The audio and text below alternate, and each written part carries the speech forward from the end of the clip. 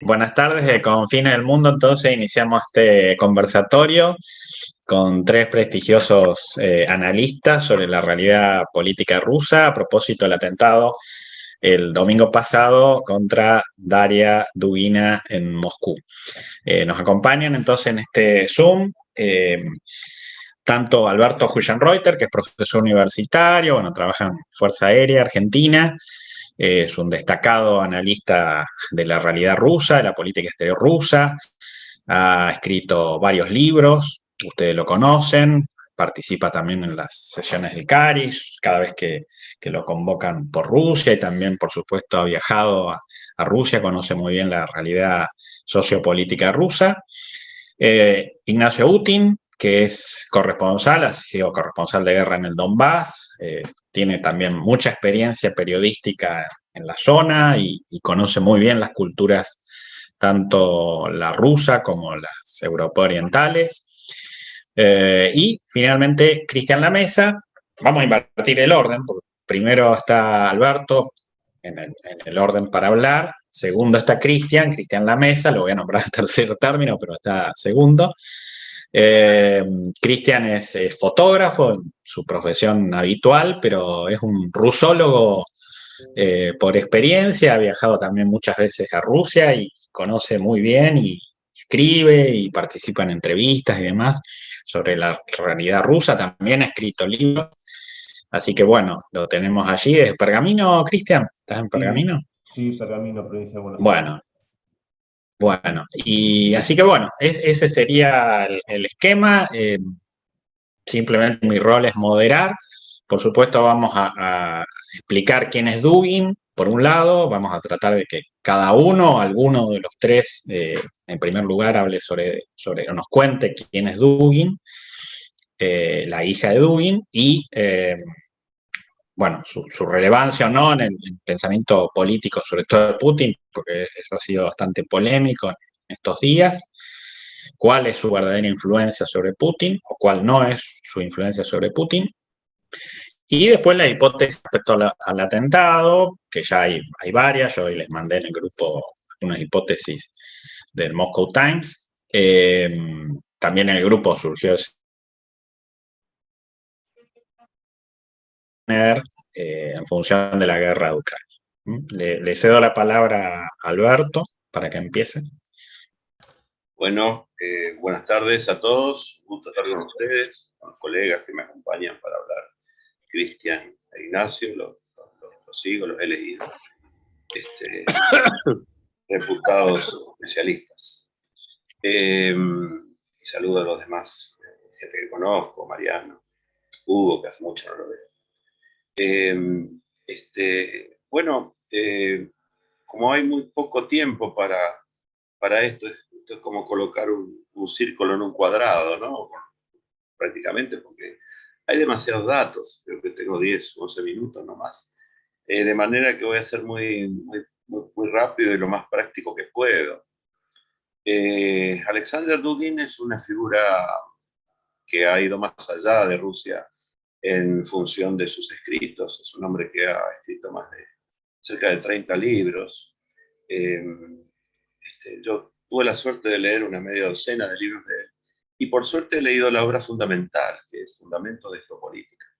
Es una obra que tiene casi un cuarto de siglo, lo escribió ya por el año mediados de la década del 90, un poco más, y esta obra es la que realmente posicionó a Alexander Dugin en Rusia, puesto que en esa obra planteó modernizó determinados pensamientos relativos con una corriente de pensamiento geohistórica, geocultural, geopolítica, que es el eurasianismo, que tiene su origen, digamos, más cercano a la década del 20, con un gran pensador, Nikolai Trubetskoy, que planteó básicamente una posición, yo diría, de geopolítica terrestre, donde, donde, bueno, señalaba la necesidad, ¿no es cierto?, recurriendo a la línea clásica de Rusia, de que Rusia dominara un espacio básicamente en este continente. De modo que por aquellos años yo diría que en función de lo que había sido la conferencia de Versalles, donde Rusia no fue invitada, la Rusia naciente bolchevique no fue invitada, esto llevó también a que Rusia pensara que podía haber un acercamiento con Alemania. Este dato es importante, el acercamiento con Alemania. Luego, en la década del 80, bueno, la Unión Soviética prácticamente dejó congeladas estas ideas hasta que aparecieron de vuelta en la década del 80, a través de otro pensador, Lev Milov, que planteó un poco nuevos rasgos del eurasianismo, poniendo acento en las etnias, ¿no? Y en la tercera etapa fue con Dugin. Dugin ya diría que va a señalar, a diferencia del impulsor del eurasianismo, de Trubetskoy, que no es solamente Europa el enemigo de Rusia, sino todo el mundo occidental, particularmente Estados Unidos, ¿no? Esta es la idea central en cuanto a enemigos del eurasianismo que plantea Dugin. Pone básicamente no tanto Europa, sino a Estados Unidos, en función de ese momento también muy de superpotencia solitaria, como decía de Huntington, ¿no? Yo diría que renueva el eurasianismo en un momento muy particular de mucha debilidad de Rusia en la década del 90, ¿no? Clinton decía que las posibilidades que tenía Rusia de influir en la política internacional en los 90 eran las mismas que tenía el hombre para vencer la ley de gravedad, o sea, ninguna. Era un país realmente desconocido, Rusia, en la década del 90. De modo que estas concepciones que trataban de revitalizar la geopolítica, particularmente la geopolítica terrestre, Rusia siempre fue un país de geopolítica terrestre, tuvieron una gran influencia, yo diría, en dos o tres segmentos. Yo no sé si él tuvo mucha influencia en el pensamiento de Putin. Sí sé que tuvo mucha influencia en los estamentos militares, en el segmento de la policía y también en las élites estatales, ¿no es cierto?, en determinadas élites estatales. Diría que el pensamiento de Dugin se extendió por estos tres segmentos en Rusia, pero particularmente en el segmento militar, ¿no? Un segmento que en la década del 90 prácticamente dejó de respirar. De modo que Dugin es un pensador de escala internacional, diría yo. Y cuando uno se plantea las posibilidades en clave de conjeturas, porque acá solamente podemos hacer conjeturas, la pregunta que yo me hice es si realmente la conjetura relativa con la participación de Ucrania en este atentado, que no se sabe bien a quién iba dirigido, si a él o a la hija, porque la hija, que era una joven de 29 años, también seguía la línea de pensamiento de su padre, ¿no? Seguía la línea de pensamiento de su padre, aplicado incluso con mayor vigor a la generación de ella, y muy dedicada también desde el lugar de la patria, porque esto es lo que tiene Dugin, ¿no? Dugin es un pensador básicamente clásico. En esto sí diría que hay un paralelo total con el presidente de Rusia, Putin, puesto que se trata de, por un lado, un mandatario conservador y por otro lado, un pensador conservador, clásico, ortodoxo. Creo que su formación espiritual, religiosa, le va a ayudar mucho a Dugin en este momento realmente difícil. No debe haber nada peor que perder un hijo en esas circunstancias, siendo testigo prácticamente, ¿no?, del momento. Yo lo conocí a Dugin y me sorprendió, me he compartido con él un café. El café tomé yo porque él estaba en ayuno, ¿no? Me parece interesante esta anécdota porque estaba haciendo un ayuno y el ayuno ya venía de varios días y él habla muy poco y sonríe como la mayoría de los rusos, muy poco. Y dijo que no bebía hace tiempo. Venía de dar una charla.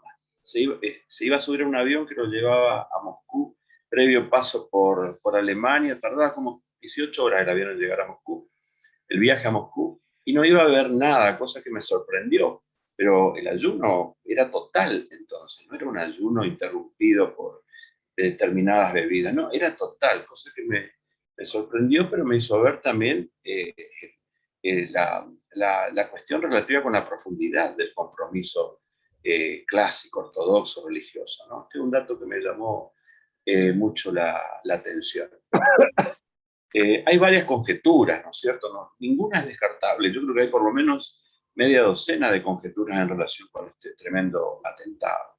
Está la conjetura de posibles servicios secretos ucranianos. La otra diría servicios secretos ucranianos acompañados e impulsados por servicios de Occidente, particularmente de Estados Unidos. No veo a Europa acá realmente. Veo muy poco siempre a Europa. Luego hay conjeturas relativas a posibles fuerzas dentro de la propia Rusia. Hasta leí por ahí a alguien que dijo que quizá esto era una presentación de nuevo del terrorismo del califato del Cáucaso. O sea, ninguna conjetura yo creo que es descartable. Ahora, todas las conjeturas tienen un nivel de fuerza diferente.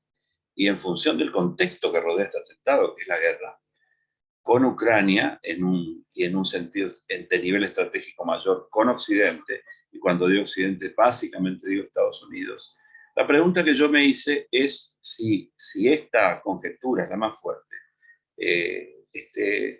¿tiene valor realmente asesinar a un Dugin? ¿Tiene valor para Ucrania asesinar a un Dugin, sea Alexander Dugin? En este caso fue asesinada la hija. Y mi punto de vista es que tiene valor para Ucrania, porque Dugin ha sido es un geopolítico que, para el que prácticamente no existe Ucrania. O sea, desde siempre ha pensado que Ucrania forma parte del mundo eslavo. En este sentido, yo creo que se acerca bastante al pensamiento de Alexander Solzhenitsyn, ¿no? Solzhenitsyn decía que la tragedia de Rusia y de la Unión Soviética no fue perder el imperio soviético, sino que 20 millones de rusos quedaran fuera de las fronteras de Rusia. Bueno, con Dugin yo diría que pasa algo más parecido, pero en términos más amplios, porque Dugin va más allá de su pensamiento del mundo eslavo, entendiendo por mundo eslavo Rusia, Bielorrusia y Ucrania, o al menos, como dice en la obra los fundamentos de la geopolítica, el imperio de la Rus, ¿no es cierto?, el imperio ruso. Esto implica prácticamente la mitad de Ucrania, y fue un defensor y promotor de la ocupación territorial de Ucrania en el 2014, o sea, no es un hombre que se quedó satisfecho con la anexión o reincorporación de Crimea a Rusia. Dugin quería más. Incluso estuvo sumamente de acuerdo en la invasión de Rusia a Georgia en el 2008. Allí aparece otro dato que no se tenía muy presente. O sea, tiene un sentido territorial mucho más amplio que el que tenía Solzhenitsyn. Pero yo creo que hay varios paralelos con este otro pensador de escala de Rusia, ¿no? Ya desaparecido hace tiempo. Para ir terminando, no sé cuánto tiempo me queda, pero yo diría que es importante para Ucrania, pero cobra mayor importancia en función del principal actor en esta guerra, que es para mí Estados Unidos. Para Estados Unidos sí, Dugin es importante, porque Dugin representa todo lo que la política exterior de Estados Unidos, particularmente la política exterior en clave demócrata, no quiere en Rusia. Es decir, Occidente no quiere en Rusia ningún tipo de pensamiento que defienda lo clásico, lo ortodoxo, el militarismo, que desprecie la década del 90, particularmente ese momento que yo denomino cuando Rusia no fue Rusia, que fue el Yeltsin 1, ¿no es cierto?, de 92-94, que puso a Rusia prácticamente como un sirviente de los Estados Unidos, algo que no tenía precedente en la historia de Rusia. En función de Estados Unidos presente en este conflicto, o este conflicto tiene 2 o 3 niveles. El nivel táctico es el de Ucrania-Rusia, pero hay un nivel estratégico que es el de Occidente-Rusia. En función de los 2 niveles, pero considerando el primero, yo diría que para Occidente sí, Dugin tiene un valor importante, y si efectivamente esta conjetura se puede llegar a probar, la fuerza de esta conjetura reside en que el tipo de política exterior que practica Estados Unidos, no ahora, sino desde que cayó la Unión Soviética, porque tuvo una visión de largo plazo en función de lo que viene de este conflicto. Este conflicto no nace en 2014, en el 2008. Desde mi punto de vista, nace en el mismo momento en que terminó la Guerra Fría, puesto que Occidente nunca detuvo su concepción de poder en función de evitar que surgiera una Rusia que se convirtiera en un fuerte poder euroasiático. Todas las políticas que desarrolló desde los 90 tuvieron este propósito, siendo la concepción geopolítica relativa con la ampliación de la OTAN la principal, y es la que lleva a esta guerra, a esta operación militar, como se la quiere llamar, a partir de febrero de este año, ¿no? En función del tipo de pensamiento que anida en la política exterior norteamericana, que es una concepción para mí que abreva de raíces trotskistas, es decir, de revolución permanente, no negociable, yo diría que para Occidente, Dugin representa una barrera, o sea, el pensamiento de Occidente extensible a quien está en el poder. Este es el punto, ¿no? Porque en este momento, Putin es el dirigente de Rusia menos conveniente para los intereses de Rusia. Y cualquier dirigente que defienda estas ideas que tiene Putin, que pueden abrevar en parte de Dugin, pero no solamente de Dugin, sino de otros pensadores geopolíticos menos conocidos rusos, va a ser un problema para el propósito de Occidente, ¿no? Yo creo que Occidente tiene una política, yo diría, no negociable en materia de política exterior, particularmente con el Partido Demócrata. No negociable significa que no va a contemplar ninguna pauta o técnica de poder basada, por ejemplo, en el consenso o en el equilibrio de poder, puesto que si Occidente realmente buscara la consulta estratégica de escala, el equilibrio de poder, no hubiera ocurrido la guerra. Yo la otra vez dije algo que generó mucho debate, que fue cuando me preguntaron, ¿Rusia es el culpable en esta guerra? Te queda un minutito, Alberto. Bueno, Rusia es el culpable, pero todos son responsables. Lo es Rusia, lo es Ucrania, lo es Europa y lo es Estados Unidos particularmente. Un poco como decía el historiador Taylor respecto a la Segunda Guerra Mundial. Cuando le preguntaron a Alemania es la culpable, no, son todos culpables. Él estudió la década del 30 y efectivamente llegó a esta conclusión que me parece interesante, ¿no? De manera que en función del tipo de política exterior, en función de la concepción relativa con una idea de primacía del interés nacional primero, si esta conjetura tiene importancia, esa importancia está en función de la concepción estratégica de los Estados Unidos y de tener como propósito en esta guerra derrotar a Rusia. La derrota de Rusia en esta guerra, si realmente ocurre, porque en Occidente la idea de la guerra es que va a durar muchos meses y que durante estos varios meses que quedan por delante, Rusia se va a debilitar y va a buscar algún tipo de acuerdo que va a implicar ganancias de poder para Occidente. Esta es la idea de Occidente. En este marco yo diría que el atentado, considerando esta conjetura, sin descartar otras, diría que pasa por estos lineamientos de grandes trazos que hice. Gracias. Bueno, gracias Alberto, es muy claro. Bueno, Cristian o Ignacio, les doy un poco la libertad, el que quiera presentarse primero, no hay problema. Yo voy a tratar de ser muy, muy breve. Marcelo, primero quiero agradecerte a vos por esta iniciativa. Creo que todo lo que sea el pensamiento y más en temas geopolíticos, que como dijo en su momento el general Perón, la verdadera política es la política internacional, no la geopolítica, así que creo que es un ejercicio más que interesante y me siento realmente privilegiado de poder compartir con tan destacados y distinguidos contertulios.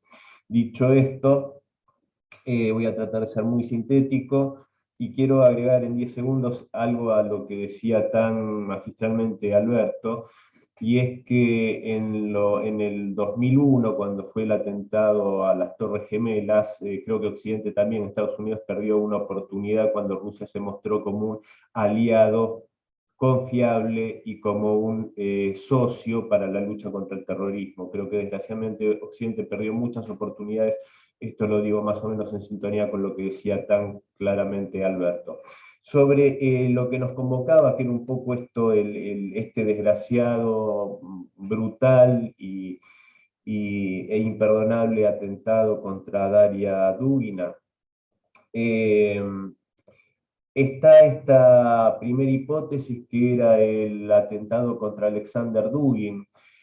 Yo creo que por la información de corroborarse, ¿verdad? La información brindada por el FSB ruso, y siendo que esta persona, Natalia Vovk, hizo una tarea de seguimiento detallado durante prácticamente un mes. Hace justamente un mes, el día de hoy, ella alquiló un departamento en el mismo complejo de departamentos donde vivía Daria, con lo cual yo creería que el objetivo primario era sin duda Daria, y aparte porque está más o menos probado que esos 400 gramos de TNT que se habían puesto en la parte de debajo del asiento, en la parte del auto de abajo, fue detonado por control remoto. O sea que los perpetradores sabían claramente que era ella y ella sola la que iba en el vehículo. Después, esto obviamente va a ser materia de investigación y sin duda se va a llegar a un resultado, calcularía yo. Lo que en cuanto a las hipótesis de los responsables, ese es un punto interesante sobre el cual solo podemos conjeturar. El FSB está acusando al SBU, al Servicio de Inteligencia Ucraniano, de la autoría de esto. Se está dando información que esta mujer habría pertenecido al batallón Azov. Inclusive hay quienes especulan sobre una colaboración del SAS británico, teniendo en cuenta que se dice que siendo expertos, porque es un cuerpo de élite legendario ya a esta altura, el SAS, con una expertise muy grande en sabotajes y operaciones clandestinas. Entonces no se descartaba esto, ya que se considera que los ataques en Crimea los ha estado por lo menos apoyando el SAS británico. Ahora, hay otras hipótesis que la verdad que no son las que planteaba Alberto, que me parecen más que razonables, pero hay otras que a mí estos días yo las he visto azorado, que eran como la operación de bandera falsa por el mismo Estado ruso, un ajuste de cuentas, una operación de la mafia, toda una serie de hipótesis que me parecían, por ser elegantes, fantasiosas, sino inclusive una revictimización de la víctima. Y después voy a ahondar un poquito más en ese punto. Sí hay una hipótesis que me parece a mí en lo particular un poco descabellada, pero a confesión de parte, relevo de pruebas. El ex diputado de la Duma estatal rusa, Ilya Panamaryov, que está fugado con pedido de captura por crímenes, por delitos económicos, está refugiado en Kiev, ya desde hace años, con pedido de captura. El régimen de Petro Poroshenko le dio la ciudadanía ucraniana. Este señor salió en los canales, en la televisión ucraniana, después del atentado a Daria Dugina, burlándose en alguna medida de este asesinato y reivindicándolo a través de una especie de ejército clandestino de resistencia ruso, del cual nunca se había oído hablar, y que supuestamente él colabora y financia desde Kiev. Con lo cual, en el mejor de los casos, le estaría, el régimen de Kiev estaría dando una cobertura a un grupo terrorista. Voy a ir acelerando, así cerramos.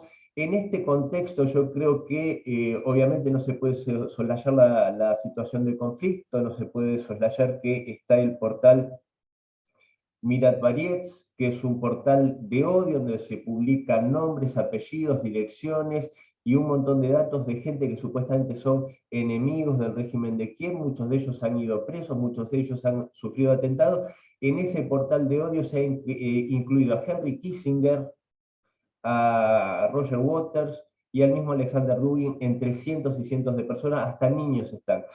Un día después del atentado, el embajador ucraniano en Kazajstán, que acá tengo el nombre, Petro Brubliovsky, dijo públicamente, y está grabado, que ellos tenían que matar la mayor cantidad de rusos posibles porque en esa medida sus hijos tendrían menos rusos que matar.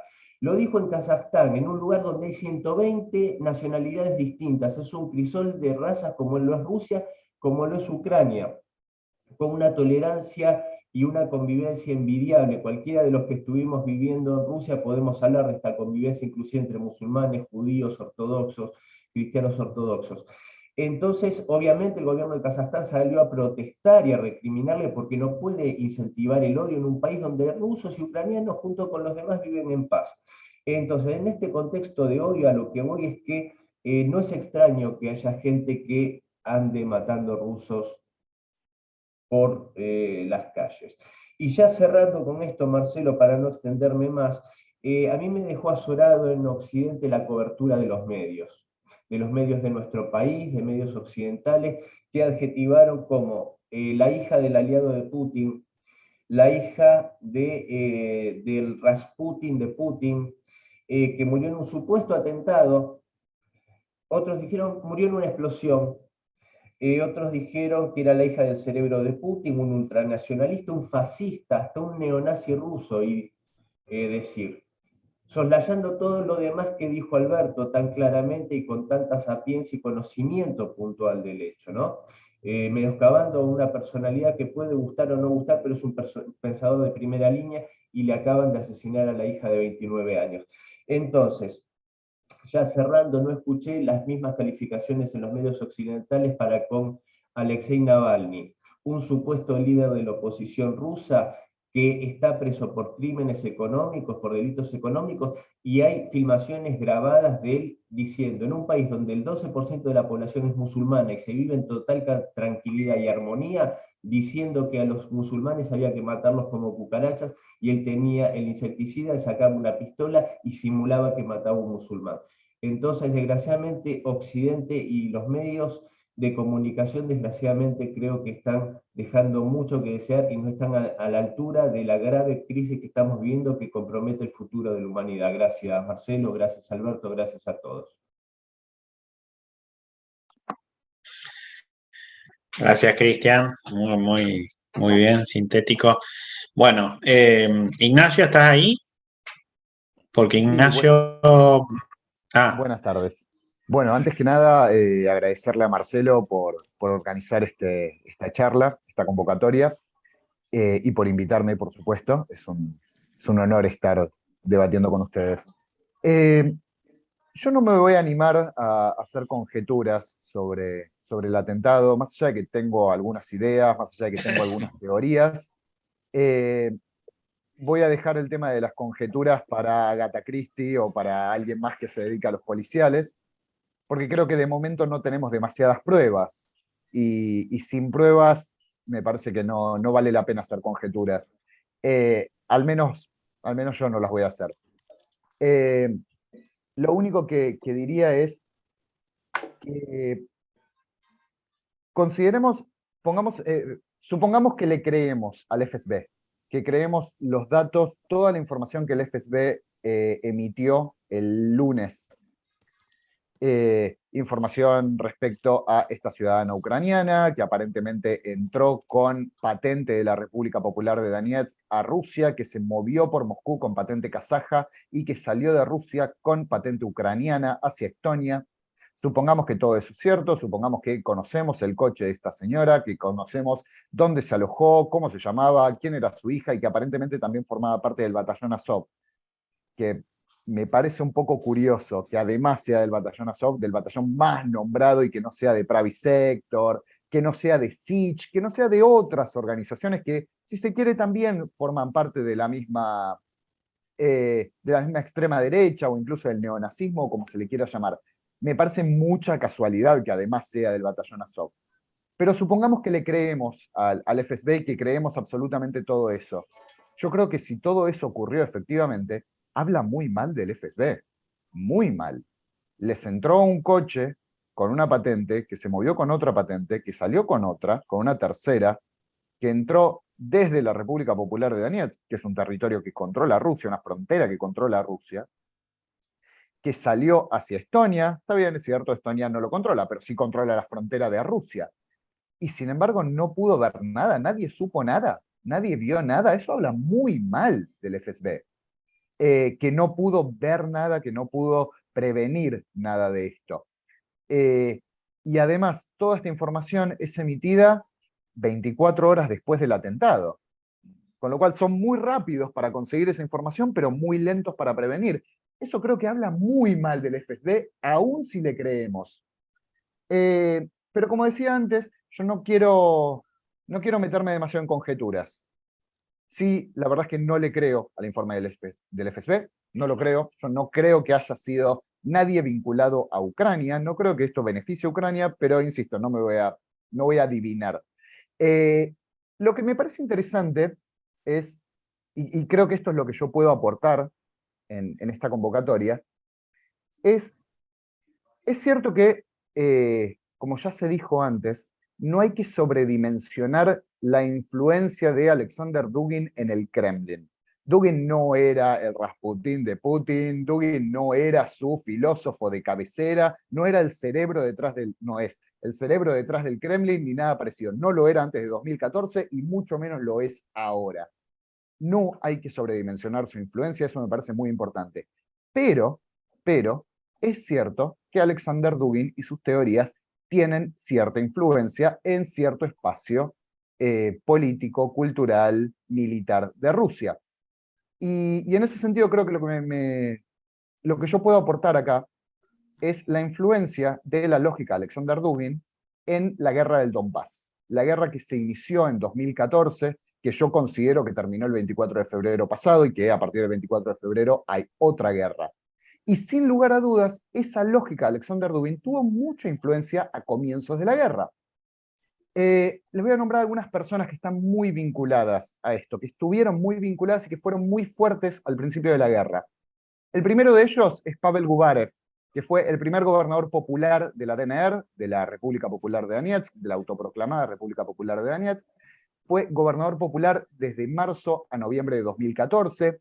Fue el que encabezó la toma de edificios en la ciudad de Donetsk. Fue el que promovió el primer referéndum, el referéndum del 11 de mayo de 2014, para conseguir la independencia de la DNR. Fue el que fundó lo que en ese momento, en un principio, se llamó Milicias Populares del Donbass, que después pasó a ser un ejército regular de la República Popular, pero originalmente se llamaban Milicias Populares.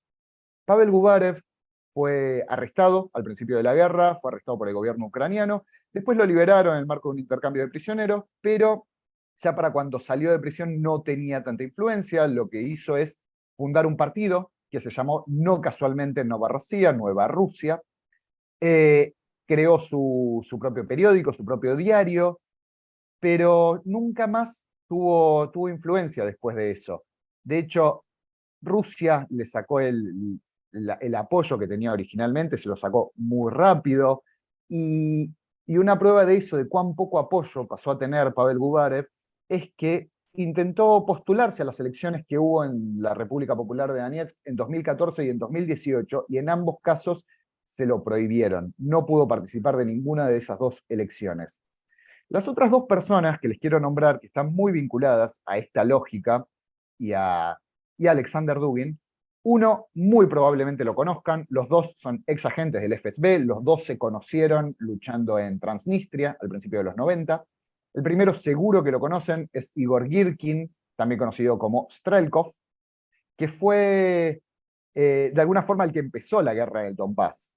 Fue el que primero estuvo en Crimea, parte de lo que se conoció en algún momento como los hombrecitos de verde. Después se fue al Donbass, tomó la ciudad de Slaviansk, que fue el puntapié inicial de la guerra en el Donbass. Se convirtió enseguida en el ministro de Defensa de la DNR, dijo que todas las fuerzas de estas milicias populares que había fundado Pavel Gubarev tenían que responderle a él, pero perdió una batalla muy importante, que fue la primera batalla del aeropuerto, el 26 de mayo, el día siguiente a la asunción de Petro Poroshenko, presidente de Ucrania de 2014-2019, y a partir de esa derrota, él empieza a reclamar cada vez más apoyo de Rusia, apoyo explícito, una intervención oficial de parte de Rusia, y Putin lo niega. Putin se niega a mandar tropas oficialmente, se niega a atacar el Donbass y a apoyar a Igor Girkin. Igor Girkin va a empezar a retroceder. En el marco de ese repliegue es que es derribado el MH17, tal vez lo recuerden, el avión de Malaysia, el 17 de julio, de Malaysia Airlines, que iba de Ámsterdam a Kuala Lumpur. ¿Qué pasó con Igor Girkin? Se fue a Moscú y nunca más tuvo relevancia. El tercero es Alexander Borodai, que fue el primer ministro de la DNR de mayo a agosto de 2014, muy cercano a Igor Girkin. Cuando en agosto de 2014 hay un cambio político muy importante, tanto en la DNR como en la LNR, salen toda esta primera camada de Igor Girkin, de Alexander Borodai, de Pavel Gubarev. Todos ellos son de alguna forma mandados a retiro. Alexander Borodai se queda en el Donbass, no se va como Igor Girkin, se queda como una suerte de asesor, pero a mediados de 2015 finalmente se va a Rusia, sigue el mismo camino que Igor Girkin, se va y pierde todo poder. Dos personas más que les quiero nombrar, también muy vinculadas a esta lógica, son Valery Bolotov, primer gobernador popular de la LNR, de Lugansk, que convocó al referéndum también el 11 de mayo para declarar la independencia. Fue el que declaró la independencia el 27 de abril, se convirtió en jefe de Estado y después fue, igual que todos los demás, fue reemplazado en el verano de 2014, se fue a Moscú y en Moscú lo envenenaron y murió ese mismo año. Y el último es Gennady Tsipkalov, que fue primer ministro de Lugansk de agosto de 2014 hasta diciembre de 2015, fue detenido, lo acusaron de hacer un golpe de Estado y apareció muerto en su celda, oficialmente suicidado. ¿Qué quiero decir con todo esto? Todas estas personas, Igor Girkin, Bolotov, Tsipkalov, todas estas personas, Borodai, todas estas personas tenían la lógica de seguir avanzando, no quedarse en el Donbass, seguir avanzando hasta por lo menos Kiev, hasta por lo menos tomar la capital de Ucrania y quizás más allá también, de constituir la nueva Rusia en el sudeste de Ucrania, por lo menos. De hecho, más de una vez, tanto Girkin como Borodai le reclamaron a Putin que anexara el Donbass, como había hecho con Crimea, y Putin nunca les respondió, nunca los apoyó. Entonces, cuando decía en un principio que no hay que sobredimensionar el papel de Dugin, me parece que lo que pasó en la guerra del Donbass entre 2014 y 2022 es una muestra muy clara de que Dugin no tiene tanta influencia sobre el Kremlin. Porque todas las personas que seguían la línea de Dugin en el Donbass o fueron asesinadas o perdieron apoyo, perdieron completamente relevancia. Los invito a googlear dónde está hoy Igor Girkin, porque no tiene absolutamente ningún peso. De hecho, en algún momento se dijo que había vendido la medalla que le habían dado en Crimea, a partir del accionar en Crimea. Perdieron todo el poder, toda influencia, los que sobrevivieron. Hoy por hoy yo creo que Dugin no tiene absolutamente ningún peso en la política rusa. Me sorprendería si gente del Kremlin, si todos los del Kremlin lo conocen, probablemente Putin ni siquiera lo haya visto en persona. Entonces, cuando analizamos quién podría haber sido, si queremos hacer todas estas conjeturas, quién podría haber asesinado a Daria Dugina, quizás intentado asesinar a Alexander Dugin, no lo sabemos hacia quién estaba destinado ese atentado. Pero yo, algo que descartaría por completo son motivaciones políticas de, por ejemplo, Ucrania. A Ucrania no lo beneficia para nada atacar a alguien que no tenía influencia, que la guerra del Donbass demuestra que no tenía influencia, que su espacio, que su idea, que sus teorías no tenían mayor influencia en el accionar militar de Rusia, ni en el accionar militar de la DNR o la LNR, si los consideramos entidades completamente autónomas del Kremlin. Eh, esa sería la única conjetura que yo me animaría a hacer, que Ucrania no tuvo ninguna relación con este atentado.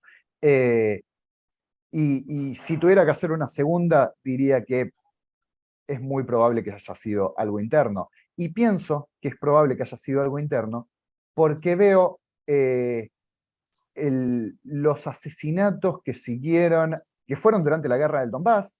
Pienso en el asesinato de Arsen Pavlov, alias Motorola, pienso en el asesinato de Mikhail Tolstich, alias Gibby, pienso en el asesinato de Alexei Mozgovoi, tres comandantes muy importantes y muy populares, extremadamente populares del Donbass. Los tres fueron asesinados, los tres en circunstancias muy curiosas. A Motorola le pusieron una bomba en el ascensor de su edificio, un edificio que estaba completamente resguardado, que tenía muchos guardias de seguridad. A Gibby le lanzaron un misil, supuestamente le lanzaron un misil que justo pegó en su oficina de unos 500 metros de distancia. Lo último que digo, esos asesinatos, en todos los casos, en absolutamente todos los casos, y solo nombré 3, pero son muchos comandantes que fueron asesinados, en todos los casos se habló de saboteadores ucranianos. Si uno ve cómo fueron esos asesinatos, incluso oficialmente, si se sigue la línea oficial de cómo fueron esos asesinatos, es extremadamente poco probable. Hay que ser James Bond para meter una bomba en el ascensor de uno de los hombres más custodiados en una zona altísimamente militarizada. Hay que ser James Bond. Es imposible. Es imposible. Entonces, cuando unas 24 horas después sale el FSB a decir que ya tiene todos los datos de esta persona, de la persona que entró a Rusia con una patente, que se movió en Rusia con otra, que salió de Rusia con una tercera, que sabe dónde se quedó, cómo se llama la hija, yo no me lo creo. Yo no me lo puedo creer. Porque me parece, primero, muy pronto, y segundo, me parece muy poco probable considerando los antecedentes. Siempre hay que echarle la culpa a alguien y al final se busca una historia lo más compleja e improbable posible. Yo no me creo que fueron saboteadores ucranianos los que entraron y metieron una bomba en el ascensor de Motorola, y no me creo que una ciudadana ucraniana, parte del batallón Azov, además, hizo todo lo que dice el FSB. Yo no me lo creo. ¿Puedo estar equivocado? Es muy probable, pero por ahora son solo conjeturas y no tengo ninguna prueba para sostener nada. Perfecto, Ignacio, muchas gracias. Bueno, consecuencias, porque cualquiera de las tres, yo diría que Cristian y Alberto en algunos puntos coincidieron. Ignacio plantea una tesis un poco divergente. En cualquiera de los tres casos, ¿cuáles serían las consecuencias para la guerra? Está claro que, bueno, el mensaje de Dugin hoy de apuntar hacia la victoria, porque esa es la forma de vengar la muerte de su hija. Ahí hay un claro reclamo, un poco en línea con lo que decía Ignacio, de todo lo que han venido reclamando los nacionalistas rusos de qué hacer en la guerra del Donbass, o sea, ir hasta el final, poner toda la carne en el asador y demás, ¿no? Y ahora, no sé, apuntar a Kiev, ¿no? En función del mensaje de Dugin. ¿Cuáles serían las consecuencias de lo que pasó en la guerra? Alberto, no sé si querés empezar. Yo creo que más allá de las conjeturas, cualquiera de las conjeturas, o al menos la mayoría, le van a permitir al Kremlin tener una mayor, quizá, disposición para convocar más recursos. Por lo que se lee, pareciera que en Occidente, en Ucrania y Occidente, hay como la idea relativa con que el conflicto va a durar mucho tiempo y esa duración va a terminar favoreciendo a Ucrania en función de que el tiempo, la campaña, va a terminar por debilitar a Rusia. No es una guerra larga, una campaña larga. Terminaría por debilitar a Rusia y quizá Rusia decida acordar con con Ucrania. Esta es la idea que por lo que se lee pasa en Ucrania, y en función del apoyo que está dando Occidente a Ucrania y esta suerte de revigorización de la fuerza por parte de Ucrania, que ha golpeado en Crimea incluso, y que dice que necesita más recursos para atacar incluso el territorio ruso, algo que Estados Unidos ha negado hasta hoy. Quizá frente a esta situación lo que vamos a tener es la búsqueda por parte de Rusia de un intento de tener más fuerza nacional para tratar finalmente de doblegar a Ucrania, o por lo menos afirmarse más en la región donde finalmente está, que yo creo que más allá de alguna idea inicial de capturar al gobierno ucraniano y juzgarlo incluso rápidamente, que no pasó, esto es una conjetura, ¿no? Pero por algo fueron por todas las ondas del territorio de Ucrania. Pero en función de esto, quizá busque revigorizar sus capacidades militares para reforzar su afirmación en el territorio que tiene hoy relativamente dominado, que es la zona costera.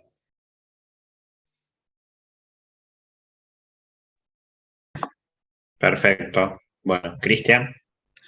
Sí, en este conflicto realmente yo creo que hay situaciones o componentes que son bastante particulares, digamos, que no irían por el camino que el sentido común deberían hacer que vayan. Por ejemplo, quiero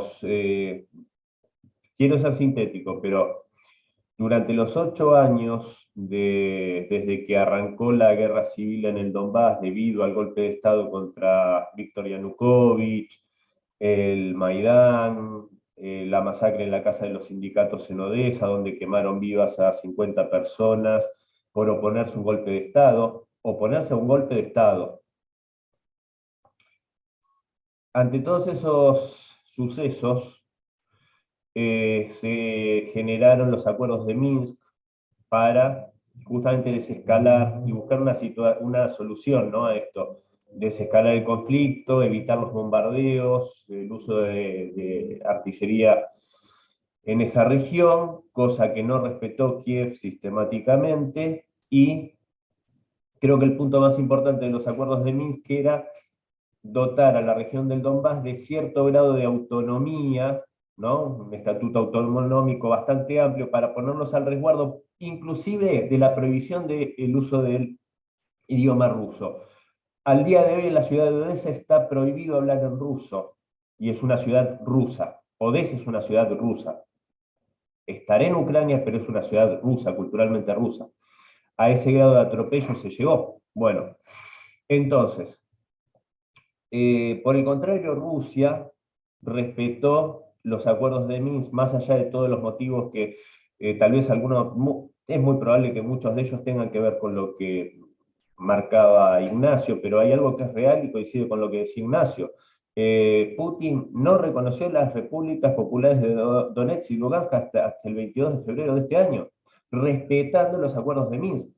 Si él hubiese reconocido esa autonomía, los estaría violando. Entonces, parecería ser que Francia y Alemania nunca se esforzaron por hacerlos respetar. ¿Quién nunca los respetó? Petro Poroshenko salió a decir hace poco tiempo, pocas semanas, un mes y medio, a decir que en realidad ellos nunca habían pensado en cumplir los acuerdos de Minsk, sino que los acuerdos de Minsk fue una estrategia para fortalecerse y lograr la solución final con la gente del Donbass. Textual, solución final. Nos trae muy feos recuerdos eso a la cabeza, esa expresión, solución final. En diciembre del año pasado, todos recordamos los que estamos acá, los esfuerzos del Kremlin para generar este compromiso de seguridad mutua vinculante jurídicamente entre Occidente y Rusia, a lo cual se le rieron en la cara lisa y llanamente.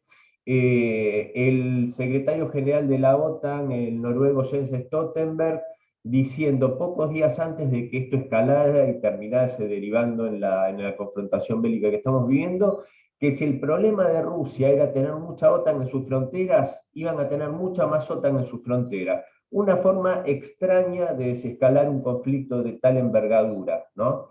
Con la principal potencia nuclear del mundo. Entonces, digamos, ¿a qué voy con todo esto? Que están pasando cosas que colisionan con el sentido común. O sea, acá no es Kennedy y Khrushchev negociando, siempre había un teléfono abierto en la crisis de los misiles.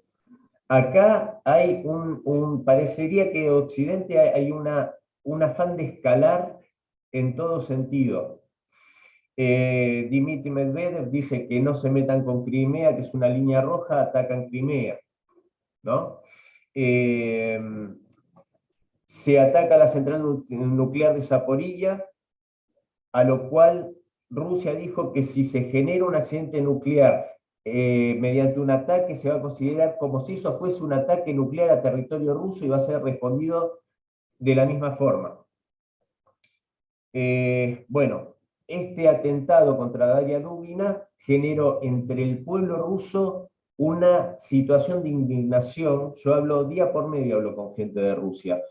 Una indignación tal que le están reclamando a Putin, es como una situación previa. Había mucha gente que estaba enojada con Putin en Rusia por no intervenir en el tema del Donbass antes. Entre ellos, Alexander Dugin, que coincido, no tiene esa relevancia en la toma de poder que le quieren poner en Occidente.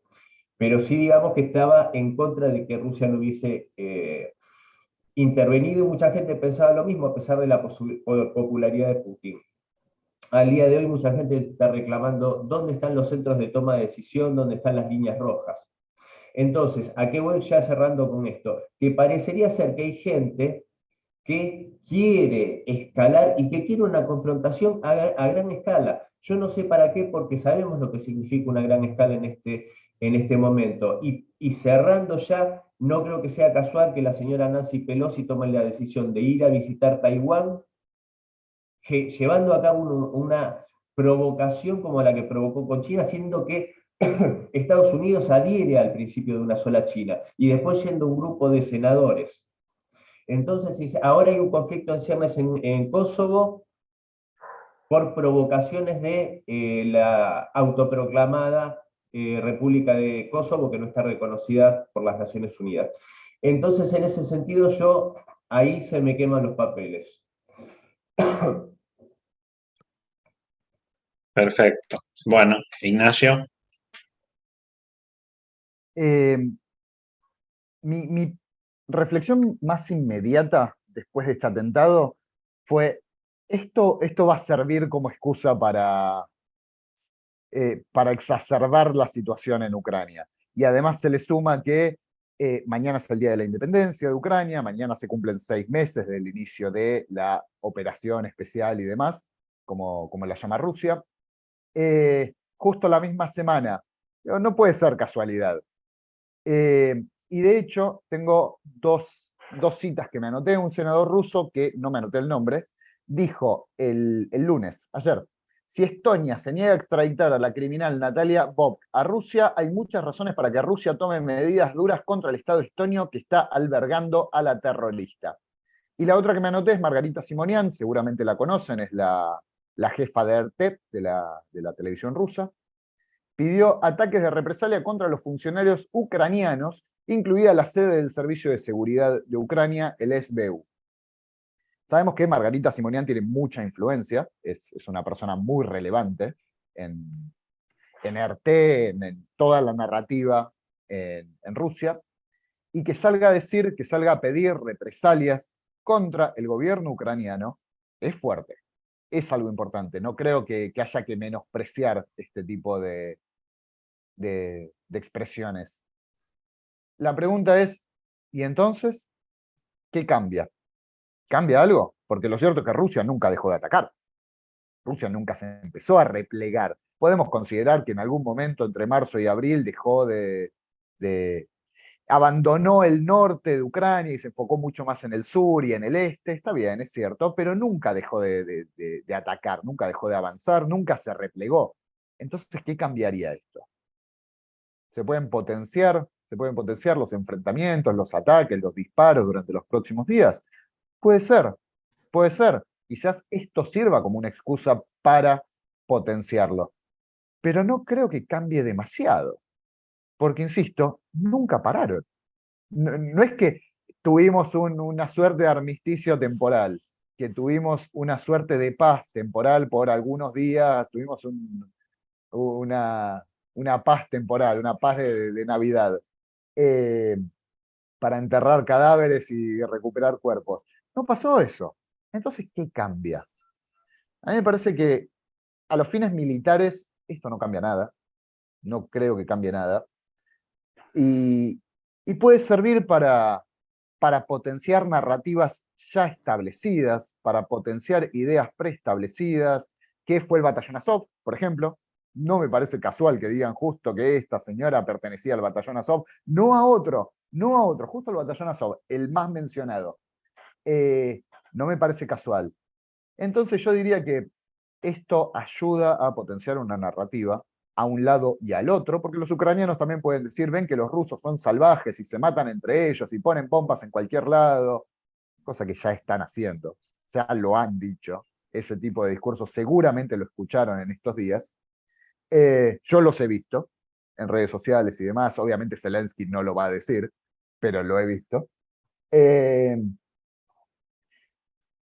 Pero yo no creo que cambie demasiado. Yo no creo que haya consecuencias demasiado importantes a partir de esto. Por supuesto que es terrible que haya un atentado así, por supuesto que es terrible que se ponga una bomba y que muera una chica de 29 años, por supuesto que es terrible, por supuesto que es indefendible, por supuesto que es condenable desde todo punto de vista. Pero creo que a los fines militares y a los fines, digamos, a lo que nos interesa a nosotros, a los fines geopolíticos, yo creo que no cambia nada. Me parece que es un punto más dentro de la disputa de narrativas entre Rusia, Ucrania, la OTAN. Rusia puede seguir diciendo qué malos que son los ucranianos que ponen una bomba y matan a una chica de 29 años. Los ucranianos pueden decir qué malos que son los rusos que se matan entre ellos y matan hasta una chica de 29 años. Y al final del día, unos dicen A, otros dicen B, nunca sabemos cuál es la realidad y la guerra sigue. Y creo que tenemos demasiados antecedentes muy similares. ¿Quién está atacando la planta nuclear de Zaporilla? Rusia dice que es Ucrania, Ucrania dice que es Rusia, ¿y quién sabe? Y no lo sabemos. Al final del día a Rusia le sirve decir que Ucrania ataca Zaporilla, a Ucrania le sirve decir que es Rusia, y nos quedamos sin saberlo. No lo sabemos. Lo último que digo al respecto, yo no creo que haya...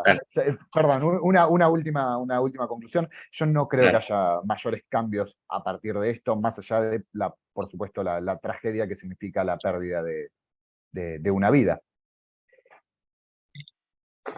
Perdón, Marcelo. Bueno, no sé. 30 segundos.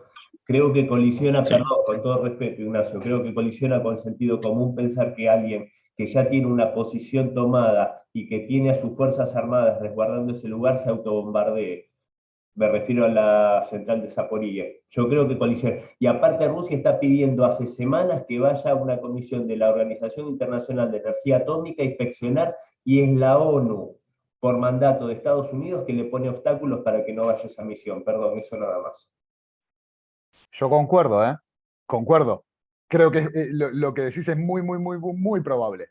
Entonces uno debería tender a creer una versión, no a decir no le creo a ninguno de los dos. Pero bueno, es mi opinión, con todo respeto. Marcelo, perdón la interrupción. Bueno, aprovechamos a ver los que están presentes. Bueno, Mariano, ¿tiene alguna duda, alguna pregunta? Miguel. Bueno, no lo quiero dejar a nadie afuera. Carlos. Bueno, yo ante todo quiero sumarme a los agradecimientos, ¿no? Al principio al organizador, a Marcelo, y a los expositores, Ignacio, Alberto y Cristian, sobre un tema tan pero tan complejo de que no sabemos mucho los que no nos especializamos.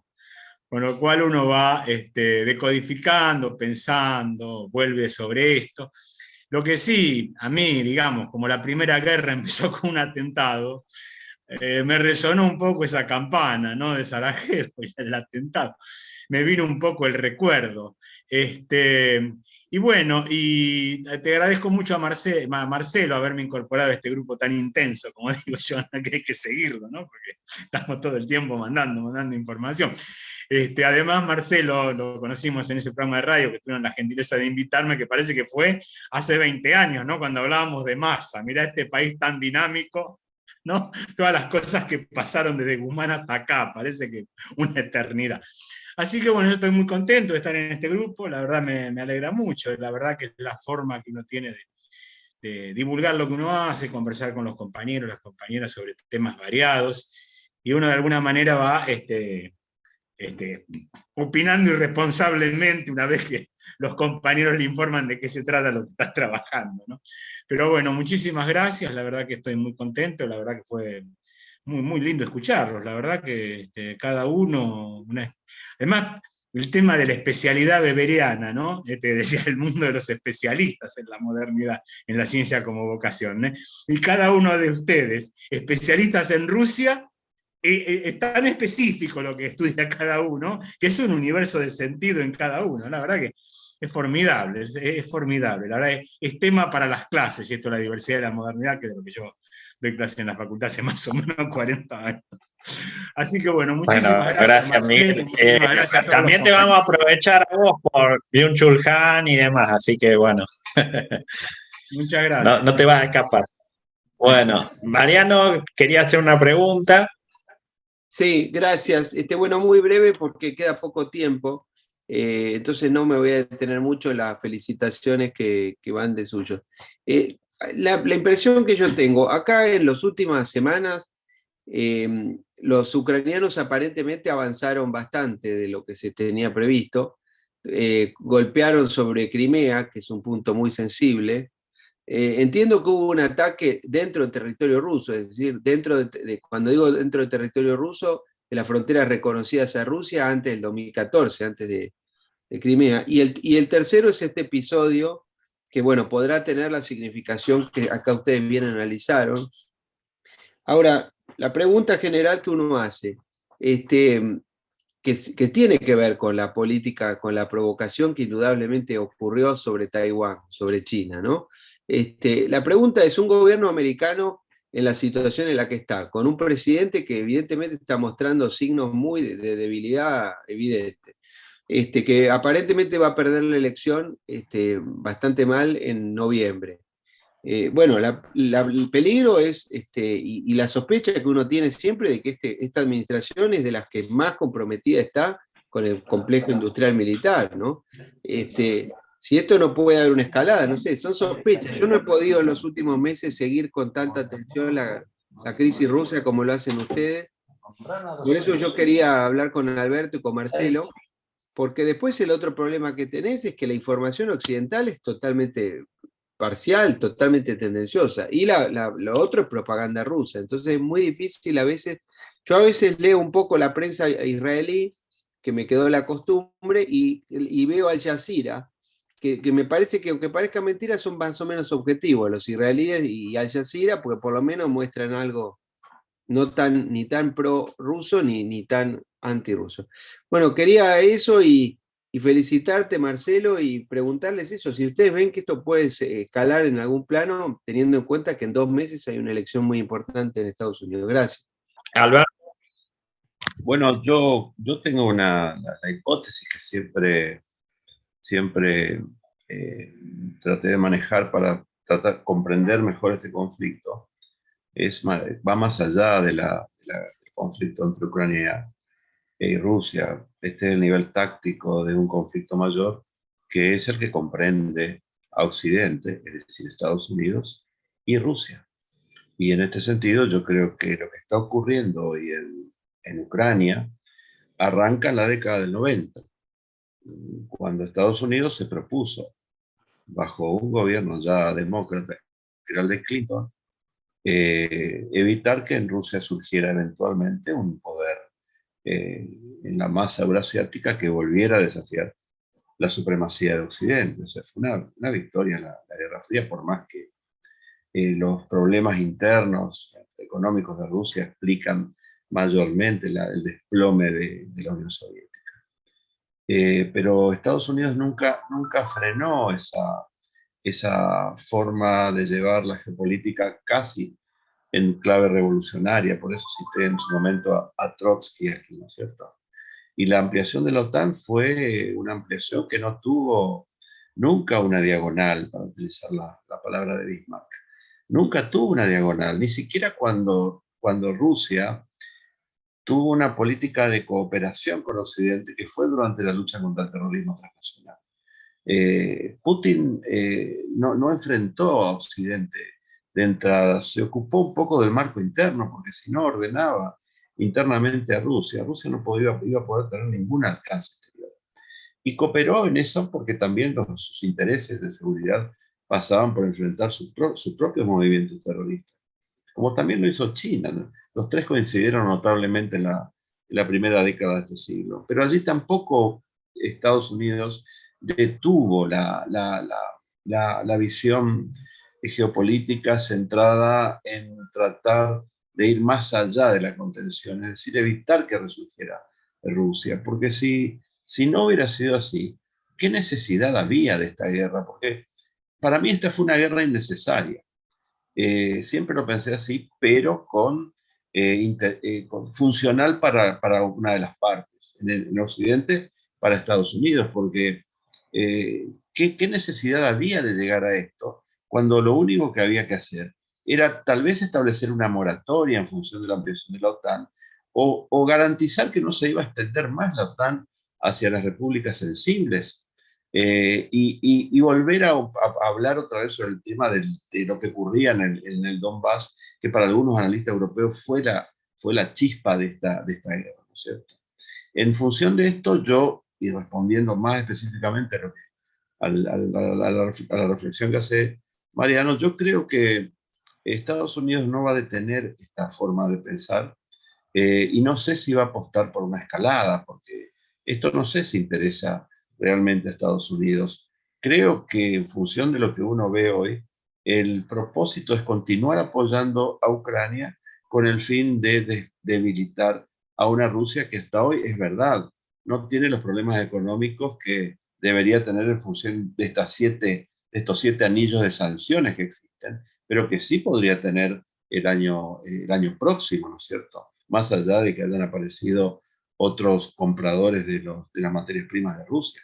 Pero no creo que esta idea relativa con mantener la primacía, como dice, pues, porque así como en Rusia existen muchos pensadores que mantienen la tradición, la geopolítica, el eurasianismo, también en Occidente tienen pensadores, como por ejemplo, para citar uno, Robert Kagan, que tiene una visión básicamente revolucionaria de la geopolítica.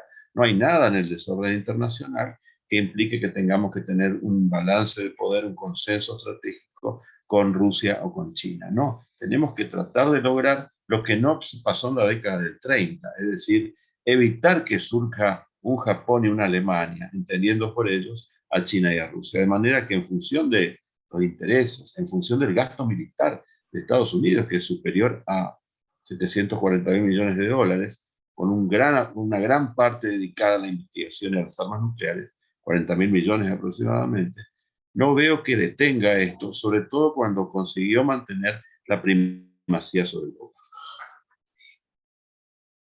No sé si respondí, Mariano. Gracias, Alberto, sí. Mariano. Yo, Una pregunta. solamente un minutito, Mariano. Yo coincido con Alberto. Mi única discordancia es que él atribuye una política deliberada a Estados Unidos para con Rusia desde los 90. Lo hemos charlado en alguna sesión del CARI. Yo creo que esa relación con Estados Unidos ha sufrido varios vaivenes. De hecho, hoy se trató el tema del 2001, de la cierta ilusión que hubo en Rusia a propósito de concebirse como aliada de Estados Unidos a propósito de la guerra contra el terrorismo, el atentado a las Torres Gemelas, la solidaridad de Putin con Bush hijo, el primer llamado telefónico, bueno. Después hubo también incluso con Obama un intento ahí de reset.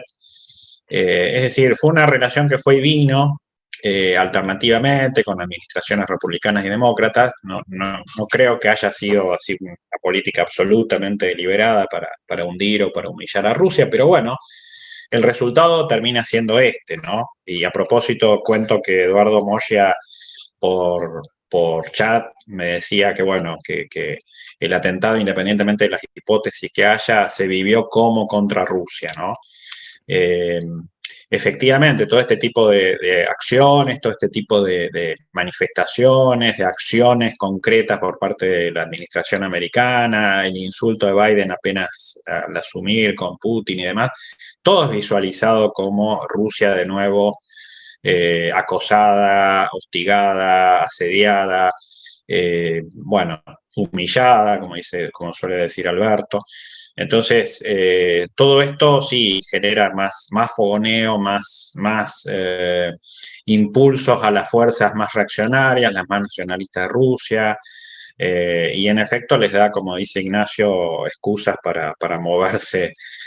No sé si lo harán, no sé si lo hará Putin, porque es un tipo muy cerebral, pero bueno, efectivamente todo esto va en detrimento de si Estados Unidos tiene esas intenciones, como dice Alberto, bueno, creo que lo que está logrando es poner a Rusia al lado de China.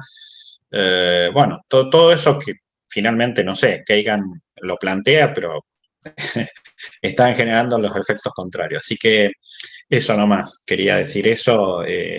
Realmente Ucrania está sirviendo como un ariete de la administración americana, pero no sé hasta qué punto lo van a poder lograr, considerando que en noviembre efectivamente Biden va a perder las elecciones y todo eso va a implicar un reacomodamiento muy parecido al que tuvo Bush hijo en el 2006 cuando ganó, pero ganó en el 2004, pero bueno, en el 2006 perdió, era claro que la política de Afganistán e Irak era una derrota política y tuvo que reconciliarse con los demócratas y terminar su mandato de una manera más consensuada. Así que bueno, la verdad que Rusia hoy lo está viviendo todo esto como una nueva agresión de Occidente, usando o no usando a los ucranianos, efectivamente, de nuevo esa noción de fortaleza sitiada y demás, lo cual es caldo de cultivo para los sectores más nacionalistas y más eurazianistas. Mariano. No, quería preguntarles otra cosa. Así como en Occidente hay, y en Estados Unidos hay un grupo de gente realista que piensa más parecido a nosotros, en el sentido de que finalmente la política de enfrentamiento tan duro con Rusia terminó regalándole a Rusia a los chinos. Dentro de Rusia, ¿puede ser que haya un sector que considere que la política de Putin finalmente como consecuencia de ese enfrentamiento también con los americanos, le terminó haciéndolos muy dependientes de los chinos y que ese establishment militar, por ejemplo, ruso, sea más anti-chino que anti-americano, al menos ahora que China está tan fuerte, ¿no? No hace un tiempo. Esa es una pregunta. Entonces, siguiendo la tesis de Ignacio, de que acá en realidad hay un trabajo interno en Rusia, que esto fue algo no hecho por los ucranianos, sino hecho por los rusos. Y no me acuerdo quién fue de ustedes que decía que si fue realmente como dice el FSB, bueno, habla muy mal de ellos, porque realmente habrían dejado pasar a esta mujer con 4 patentes distintas, no me acuerdo. Si fuera así, ¿podría significar que hay sectores que lo quieren voltear a Putin con un golpe de palacio precisamente porque en ese caso lo verían como sobregirado en esa política antioccidental extrema y buscarían una manera de bajar la tensión con Occidente para no estar tan dependiente de Rusia? Pregunto. Perdón, de China. De China.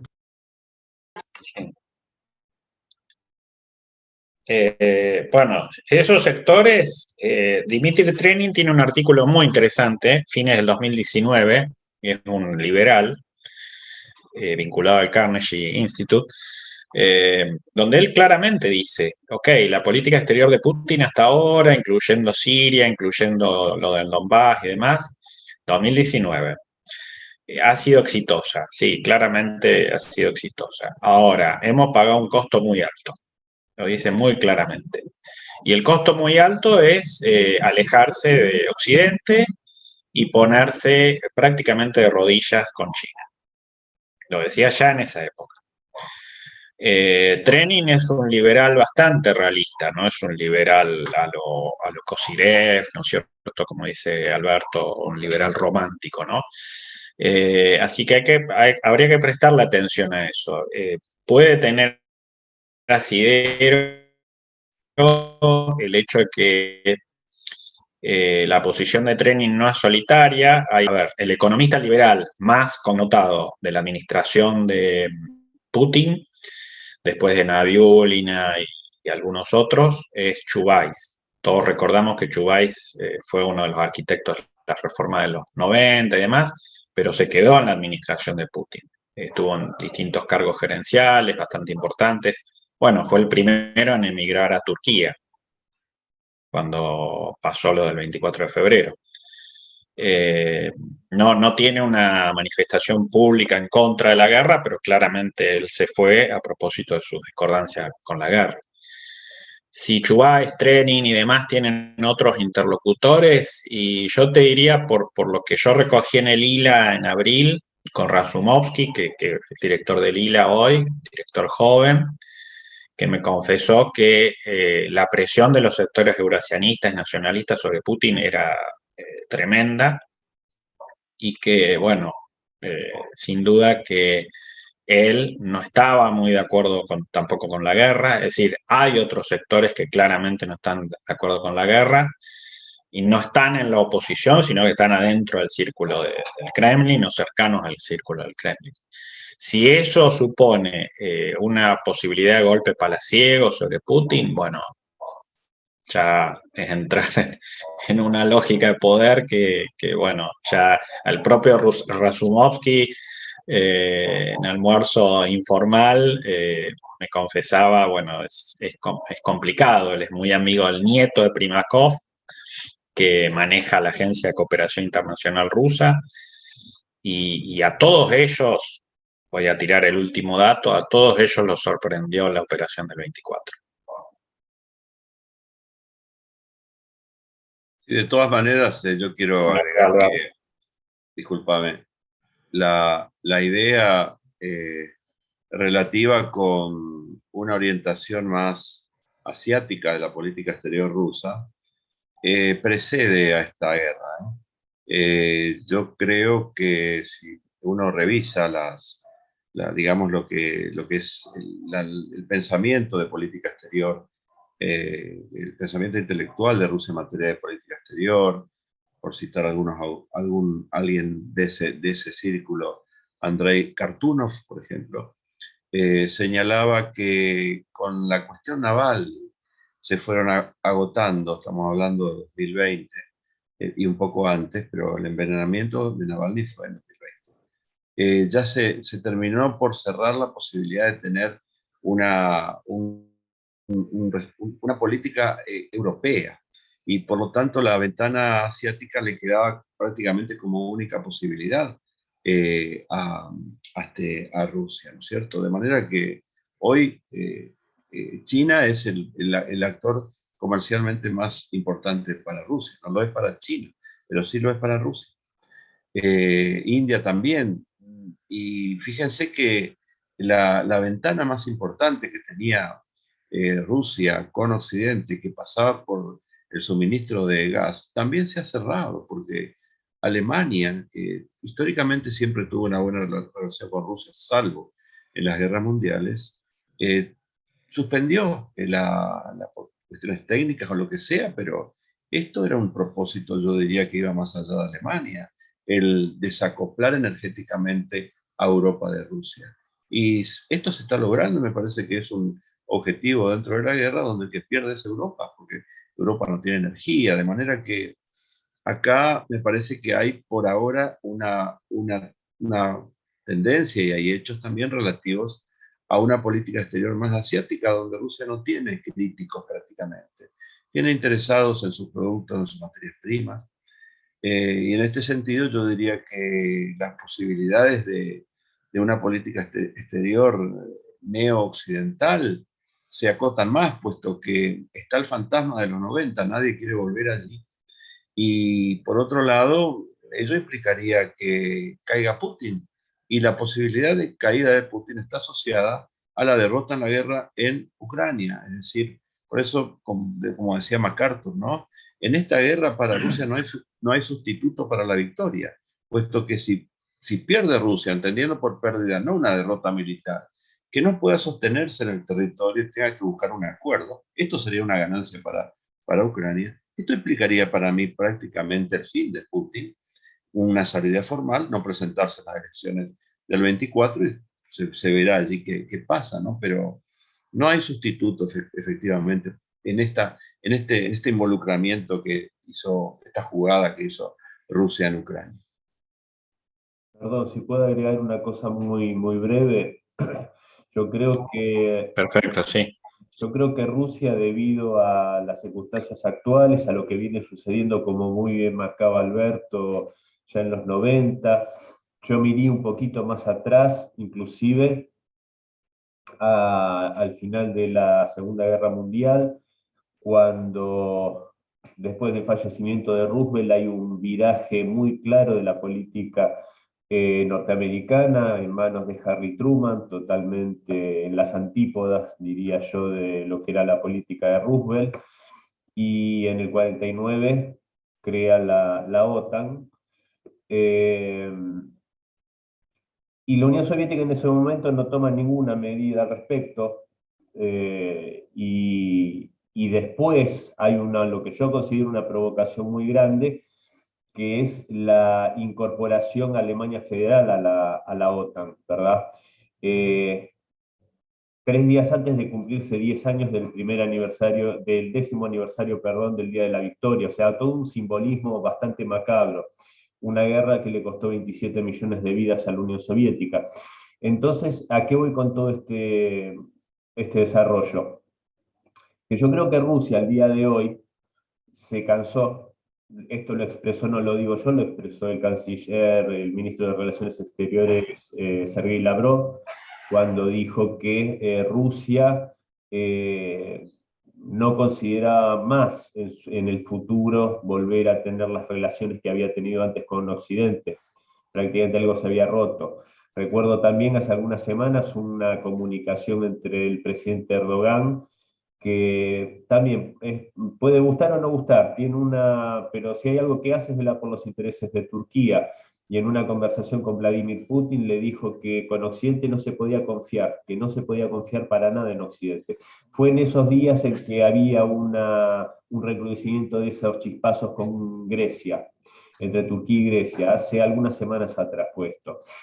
Entonces yo creo que sinceramente, viendo lo que fue el fracaso de la gira de Anthony Blinken y de Macron por África, tratando de contrapesar la visita de Sergei Lavrov al continente africano, yo creo que la actitud que toma India, muy concreta, muy autónoma respecto a las presiones de Europa con respecto al comercio con Rusia, que ya se está imponiendo, lo digo en forma virtuosa, el comercio entre las monedas nacionales, entre China y Rusia, inclusive la posibilidad de que se comercie petróleo de Arabia Saudita hacia China en yuanes, cosa que destruiría el petrodólar. O sea, el panorama es bastante complejo en ese sentido, pero creo que hay toda una apuesta, una toma de posición para darle la espalda a Occidente, que creo que tiene y no logra despojarse de una lógica colonialista en su forma de proceder con los demás países.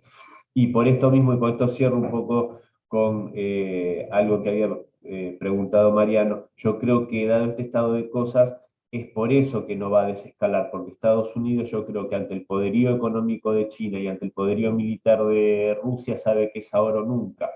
Y es un imperio que me parece que en decadencia no se va a resignar, como no lo haría ningún imperio, y cada día que pase se le va a hacer más difícil, porque cada día es más poderoso China y cada día es más poderoso Rusia en lo militar.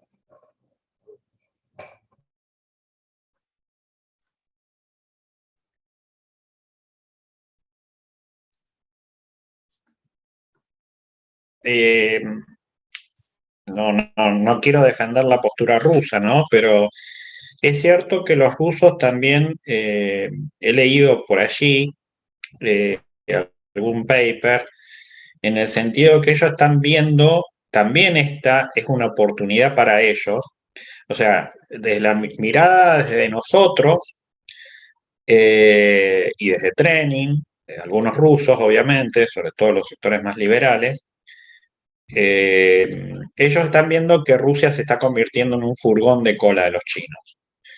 Ahora, también hay sectores rusos, tal vez los más allegados a Putin, que dicen nosotros no vamos a convertirnos en un furgón de cola de los chinos. Si nosotros hoy ganamos la guerra de Ucrania, que ellos creen que la están entrando las fuerzas en el sudeste y en el sur, vamos a, y si logramos conservar el superrublo y si logramos comerciar con el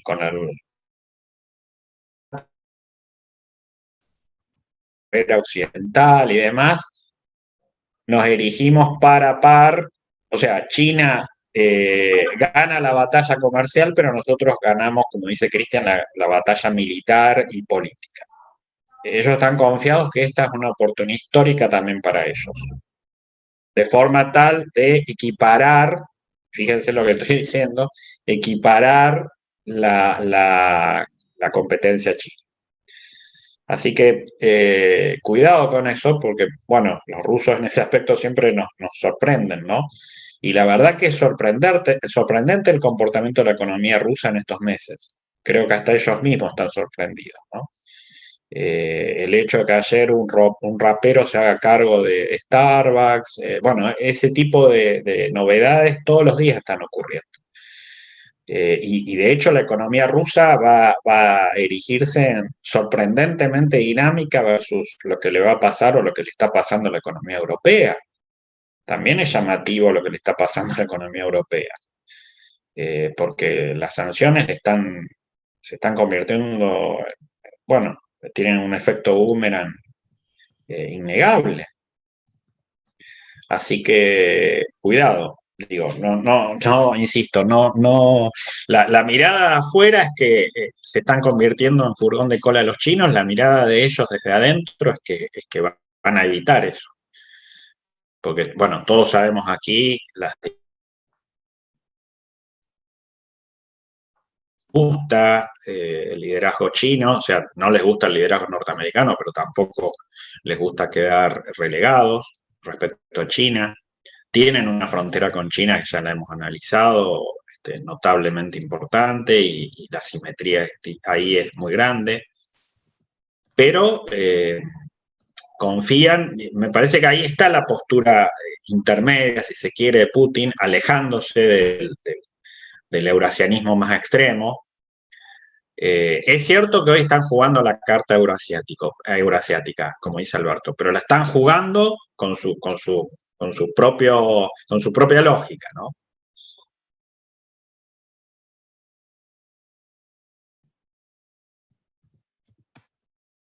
Bueno, ¿alguna otra pregunta? Bueno, ¿hay algún pedido para repetir el Zoom?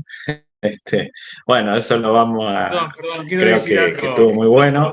Un poco afuera, sí. Pero estoy mirando hace mucho tiempo la reproducción del Miguel Ángel que tiene atrás Alberto, que yo no sé si está impreso sobre papel o qué, pero se ve realmente muy lindo.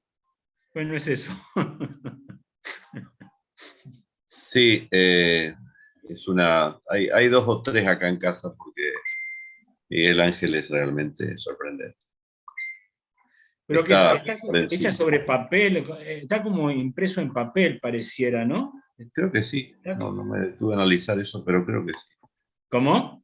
Creo que sí. Sí. Miguel, vos sos pintor también, ¿no? Algo hago, pero no importa eso. Mi padre era artista plástico.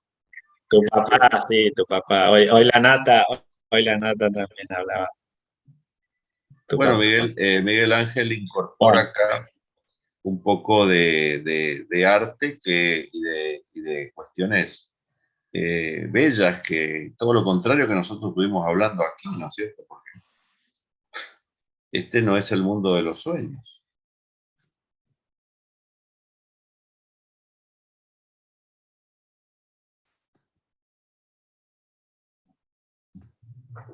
Bueno, Marcelo. Bueno, hay dificultades con el Zoom con la conexión de Alberto, parece. Bueno, si quieren vamos terminando, porque ya son las 21:44, se extendió muchísimo. Bueno, les agradezco a todos, por supuesto, a los que permanecieron. Casi 2 horas hablando. Bueno, empezamos con Duina y con su lamentable atentado, pero bueno, era inevitable hablar de la guerra y del mundo, ¿no? Lo que puede proyectar todo toda esta problemática que estamos analizando, que estamos viviendo día a día. La verdad es que somos testigos privilegiados de todo esto. Es tristísimo estar hablando de guerras y demás, ya hemos atravesado una pandemia, bueno, no sé qué más nos va a deparar este mundo, pero por supuesto los internacionalistas, entre comillas, de parabienes, porque tenemos mucha tela como para analizar y como para proyectar. Así que bueno, les agradezco la presencia a Alberto, a Cristian y bueno, Ignacio que se tuvo que ir, y a todos los demás que han participado de una u otra forma. Así que bueno, esperemos que se pueda volver a repetir. Gracias, Cristian, además por la grabación. Después la podremos compartir. Así que bueno, un abrazo a todos. Un abrazo para todos. Y ojalá nos podamos Gracias. ver físicamente. Muy bueno, muy Un bueno. placer enorme. Un abrazo. Bueno, Hasta la próxima. Chao, gracias. chao. Un abrazo. Abrazo.